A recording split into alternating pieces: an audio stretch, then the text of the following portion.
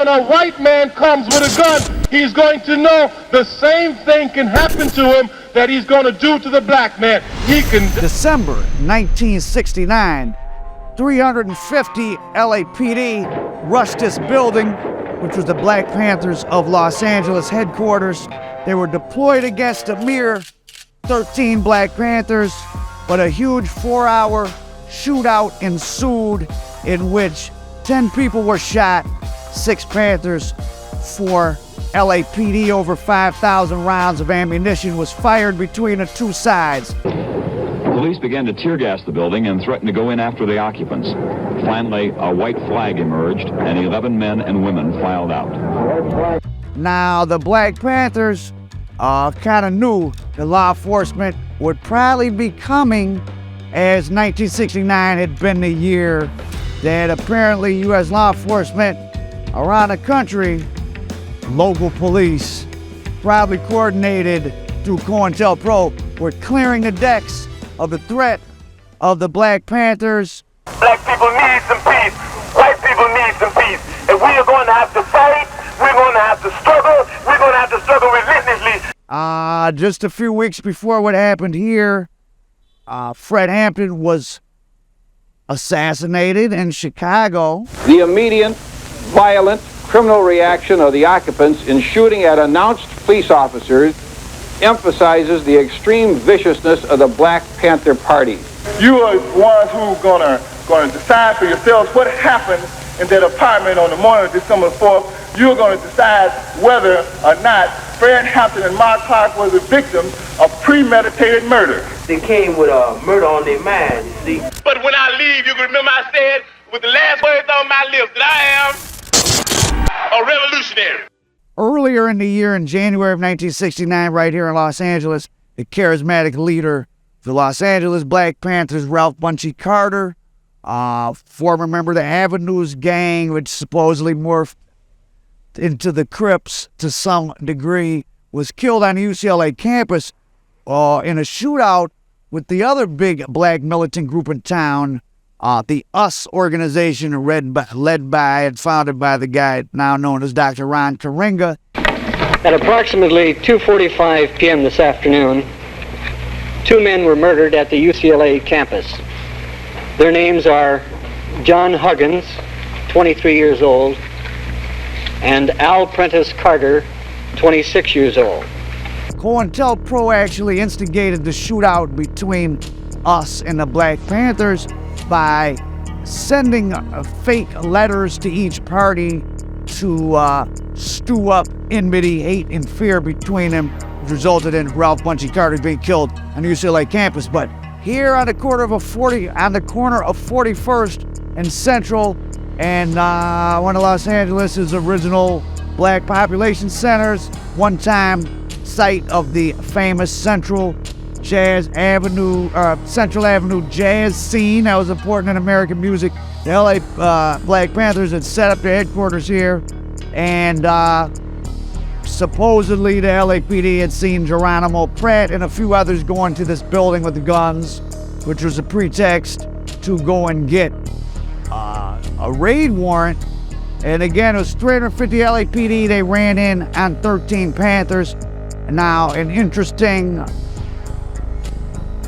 piece of this story is that Los Angeles police, in the aftermath of the Watts riot, under would eventually be Chief Daryl Gates, who at the time was some sort of maybe just like a sergeant or had some rank in LAPD, they created the Special Weapons and Tactical Teams, SWAT teams, which almost everywhere has now. Well, it was pioneered, it was invented by Daryl Gates here in LA.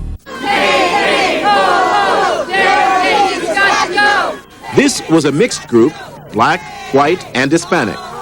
And they came to Los Angeles Police Headquarters in downtown Los Angeles from all over Southern California, with a single message for Police Chief Daryl Gates. His time has ended. He's a liability to the health, the welfare, and the image of the city of Los Angeles. And people from all over the city are here expressing that very sentiment.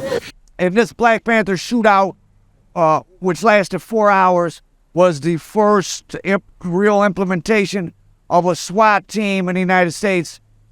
And, it didn't go well in the sense of if they thought that creating this special weapons and tactical unit was going to help them be effective in doing what they wanted to do, because the Black Panthers, only 13 of them, many of them young, several teenagers, were able to shoot back, fend off the LAPD, who probably were coming in there to kill some of them. I mean, that sounds, it'd be crazy to those who don't know much about what was going on, but if you look at the evidence, I mean, certainly the Black Panthers and other militant groups were killing police officers, and the police were killing them in targeted assassinations. This likely would have been one. So what was the outcome of this? Well, I said 10 people got shot, 6 Panthers and 4 LAPD. Luckily, no one died on either side, despite 5,000 rounds of ammunition going off, which kind of shows you the low competence level of this SWAT team. So you had 350 LAPD, including the newly formed SWAT team, and they couldn't kill, much less bring into custody 13 for young people. And eventually the Panthers negotiated their surrender, and they came out, and a trial was held in downtown LA. Los Angeles police officials said the evidence they had against the Black Panthers here was developed independently, that this raid had nothing to do with raids on Black Panther headquarters in other cities across the country. The actions of the Los Angeles Police Department were taken as a result of action and intelligence gathered here in the city of Los Angeles. Was anything related to Panther activities anywhere else in the country? Today's raid had nothing to do with Panther activities anywhere else in the country. No, this action is strictly local, and it concerns only the city of Los Angeles. Just like Daryl Gates, I mentioned, who later became more famous. He was the chief of police during the LA riot, and he's also a key figure in the story I'm going to do over here across the street from the Nickerson Gardens in a minute.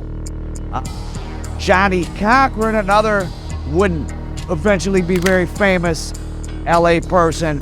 He was part of the team that defended the 13 Black Panthers, who were acquitted. It's found that they acted in self-defense. And it's an interesting thing about America. I mean, lots of racism, and police out killing the Black Panthers, but here in LA and Oakland and in Detroit, when the Republic of New Africa killed some police, white police, in C.L. Franklin's church, Aretha Franklin's father's church, found to be self-defense. So the Black Panthers fended off the LAPD and their newly formed SWAT team here on 41st and Central back in 1969 with the help of Johnny Cochran and others. They're acquitted by reason of self-defense. Al Prophet on 41st and Central, American Dope.